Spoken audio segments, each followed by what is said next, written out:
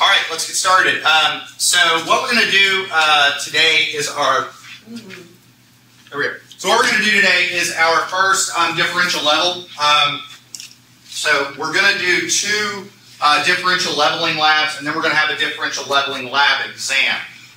The lab exam is really just another leveling lab, just without like guidance from me. So I don't want you to think of it like it's something new or different. You might have a different benchmark and whatnot, but it's going to be the same exercise. Okay, so what we're going to be doing today in the lab is we're going to, so if you recall from class, a differential level is when you determine the elevation of an unknown point or a point fixed on the earth relative to a known benchmark.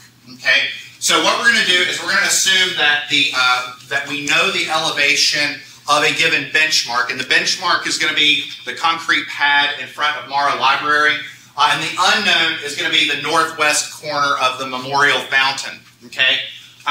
For the purposes of the lab, I want you to assume that the elevation of benchmark 1 is 100 feet. Like with previous labs, I want you to try and rotate your duties so that everybody gets experience with the equipment. One thing I will say for the lab exam, you don't have to do that. So in your group, if you decide one person's just better at running the instrument, one person's better at holding the rod, just do that. It's up to you. Okay. I want to show you what's going on here. So here's some images of campus. So benchmark 1, this is going to be the known point. This is the field in front of Mara Library, and you can see this spot right here. This is the concrete pad that we're going to use as a benchmark. In the real world, your benchmark would be an actual point, and what we're doing is we're using the entire pad as our benchmark, because when we do backsights, everybody's going to be backsighting on the same point, so I want to make sure everybody has room to set their leveling rod and whatnot on the benchmark.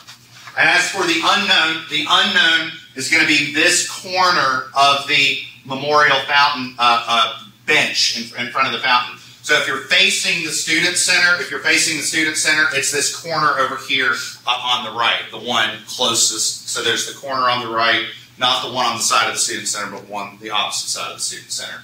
So if you see the little memorial plaque, if you're looking at the memorial plaque, it's on the left. Does that make sense? So your goal is to determine if the elevation of benchmark 1 is 100 feet, and the elevation of benchmark 2 is up to you to figure out. Okay, does that make sense?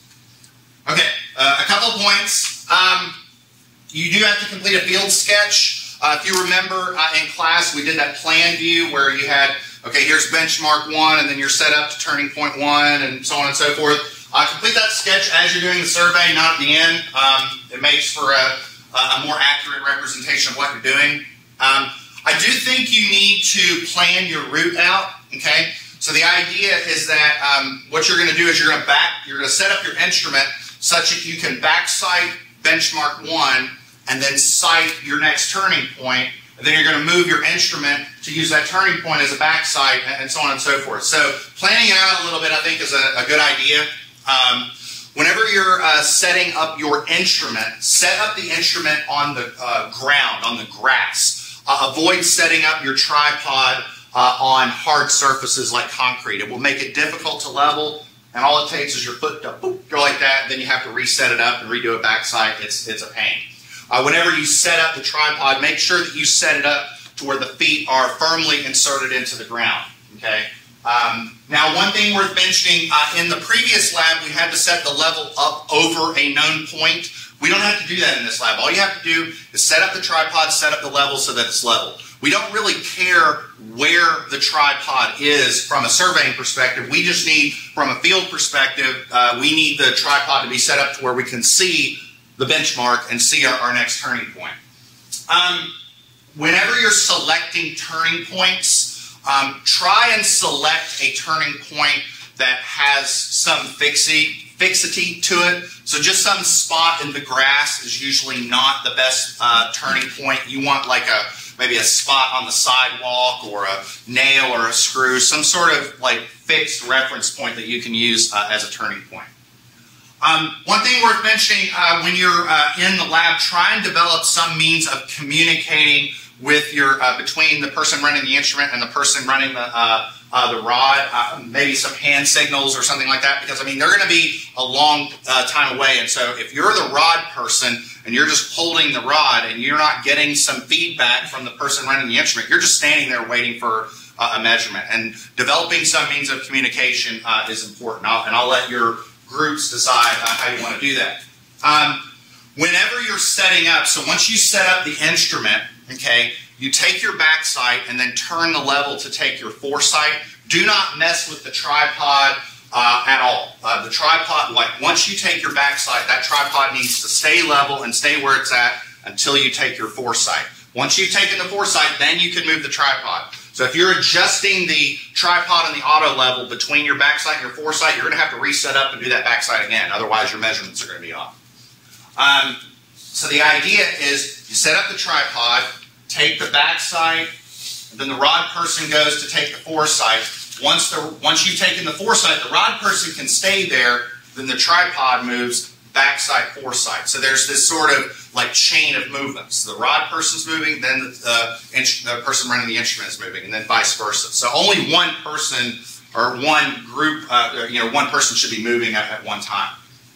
Whenever you're doing your survey, try not to have significantly large discrepancies between your back sight and your foresight. So if you're setting up your instrument here, you don't want to have it to where your back sight is like here and your foresight is like right here. You don't want that. You want to try and have the distances relatively even, because we are doing equal adjustments, right? That's what we're going to be doing today.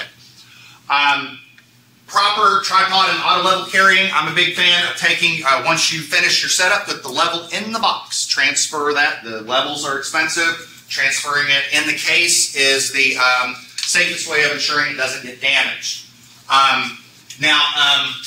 What's going to happen when you get to the fountain, okay?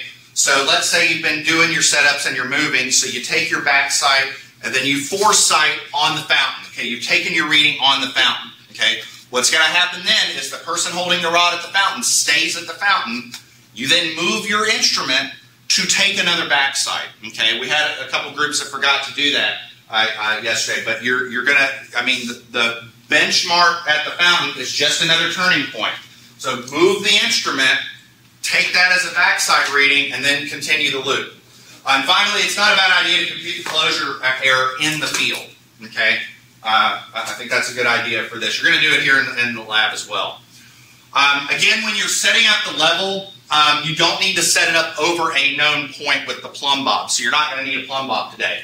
Again, all you got to do is get your tripod to where it's reasonably level, screw the auto level onto the tripod, use the legs to get the bubble reasonably flat, and then face the instrument towards two screws, turn like that. The bubble will follow your left thumb, turn the instrument 90 degrees, do the remaining screw. And that's it. The instrument should be level and good to go. And I'll be there in case you have any questions on that. As I mentioned, a couple techniques for improving your accuracy. If you need, you can rock the rod. And so, again, by waving the rod back and forth, the lowest measurement will be the one that you can take. And I just suggest doing that if you're unsure about your measurement. If you're sure, then it's good. Don't worry about it. But if you're unsure, that's not a bad idea. Whenever you're doing a field setup, make sure that you're not doing this to where you're setting up your instrument, but you can't read the rod because it's too high or too low. To be frank, that's not too much of an issue on Marshall's campus since we have a pretty flat campus, but that can happen. So just make sure that you're aware of that. Like we've got that hill between Buskirk, where it goes up like that. So just kind of keep that in mind when you're performing your leveling loop. Any questions? All right, so again, the only equipment we're going to need today is the tripod, the leveling rod, and the rod level, and your logbook. So that's all you're going to need other than your vest. So with that, let's go ahead and close off the recording. We'll get our equipment and get started.